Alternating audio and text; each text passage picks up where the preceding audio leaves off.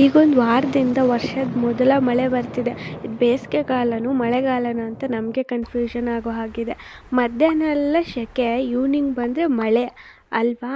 ಆ ಮಳೆ ಈವ್ನಿಂಗೇ ಯಾಕೆ ಬರ್ತಿದೆ? ಬೆಳಗ್ಗೆ ಬರ್ಬೋದು, ಮಧ್ಯಾಹ್ನ ಬರ್ಬೋದು.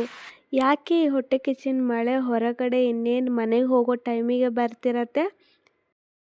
ಯಾಕಂತ ಅಂದರೆ ಬೆಳಗ್ಗೆ ಎಲ್ಲ ಬಿಸಿಯಾಗಿ ಕಾಯ್ತಾ ಇರೋ ಈ ಭೂಮಿ ಸೂರ್ಯನ ತಾಪಮಾನದಿಂದ ಆವಿಯಾಗಿರೋ ಒಂದು ನೀರಿನಂಶ ಮೇಲ್ಗಡೆ ಮೋಡ ಆಗಿ ಕವಿದಿರತ್ತೆ. ಆ ಮೋಡ ಸೀದಾ ಈವ್ನಿಂಗ್ ಟೈಮಲ್ಲಿ ಕೂಲ್ ಆಗಲಿಕ್ಕೆ ಮಳೆಯಾಗಿ ಹರಿತಿರತ್ತೆ.